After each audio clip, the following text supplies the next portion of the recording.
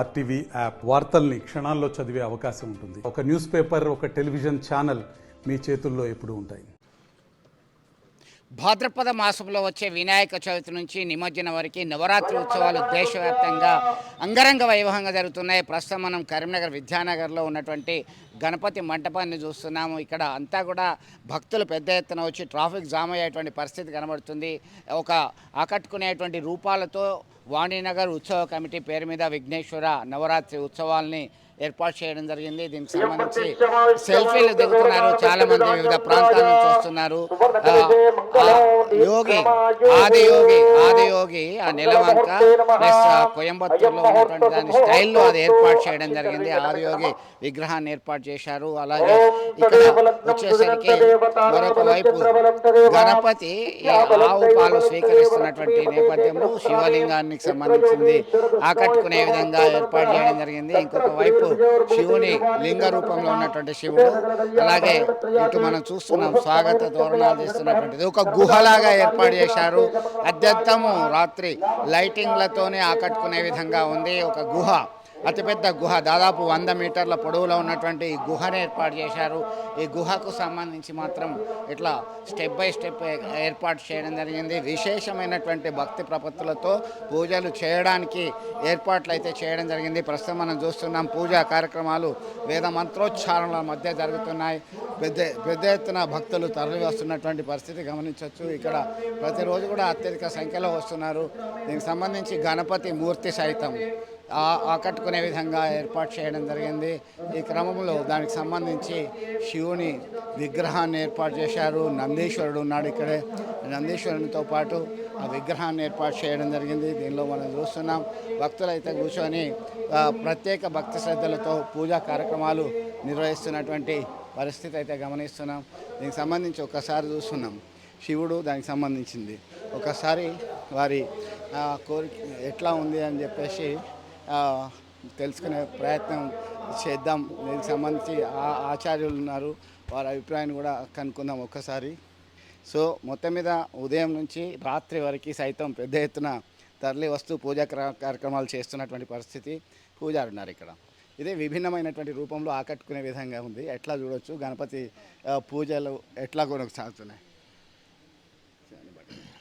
ఈ యొక్క గణపతి అనేది ఈ యొక్క మాకు 20 సంవత్సరాల నుండి ఈ కార్యక్రమం ఇక్కడ నడుస్తున్నది. వాడలో ఇంతింతాయి వతుడింటాయి అనేలాగా ఈ గణపతిని నిజంగానే వారికి పుట్టగానే వారి తల్లిదండ్రులు మా గణపతి రెడ్డి గారు మరియు సత్యనారాయణరావు గారు ఇద్దరు కలిసి ఇది స్థాపించారు.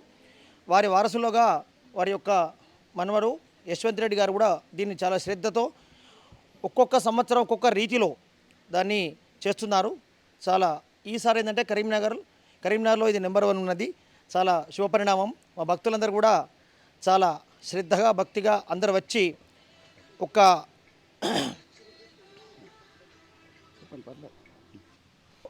చాలామంది భక్తులు ఈ యొక్క కైలాస గృహ గణపతిని దర్శించుకోవాలని చెప్పి పోటాపోటీగా నిజంగా చెప్పాలంటే ఈ యొక్క మా కార్యకర్తలకు ఈ కమిటీ మెంబర్కి ఒక నెలన్నర నుండి నిద్ర కూడా లేదు. వారి యొక్క ఆలోచన విధానాన్ని వాళ్ళ భక్తి శ్రద్ధలతో చాలా ఒక విభిన్నమైన ఉండాలని చెప్పి ప్రతి అడుగున దీంట్లో భక్తి భావన మరియు ధర్మం, హిందూ ధర్మం అనేది కూడా ఇందులో కనబడుతున్నది. వచ్చిన వారు కూడా చాలా శ్రద్ధగా కూర్చుంటున్నారు. ఈసారి భక్తులు ఒకప్పుడు ఏంటంటే పిలిచినా కూడా భక్తులు రాకపోయేవారు. ఎప్పుడు మాకు రెగ్యులర్గా వాళ్ళు మాత్రం ఉండేటివారు. కానీ ఈసారి వద్దన్నా కూడా స్పెషల్గా ఈ గణపతి దగ్గర తప్పకుండా ఆ యొక్క విఘ్నేశ్వరుని ఆశీర్వచనాలు తీసుకోవాలని చెప్పి కూడా వారు దాన్ని వాళ్ళు కోరుకుంటూ సో మొత్తం మీద ఎప్పుడు కూడా ఒక వినూత్నమైన రీతిలో ఏర్పాటు చేయడానికి సిద్ధంగా ఉండేటువంటి మీరు ఈ గుహకు సంబంధించిన గణపతి ఏర్పాటు చేయడం జరిగింది. పెద్ద ఎత్తున భక్తులు వస్తున్నారు. ఎట్లా ఫీల్ అవుతున్నారు, ఎట్లా అంటున్నారు భక్తులు? నేనైతే చాలా సంతోషంగా ఫీల్ అవుతున్నాను. అంటే ఇంత పబ్లిక్ వస్తారని మేము కూడా అనుకోలేదు, ఎక్స్పెక్ట్ చేయలేదు ఒరిజినల్గా. ఇదైతే మాకు చాలా సంతోషంగా ఉంది. పూజలు కూడా చాలా అవుతున్నాయి. చాలా ఎన్ని రోజులు పట్టింది గుహకు సంబంధించిన సెటప్ అదంతా చేసి?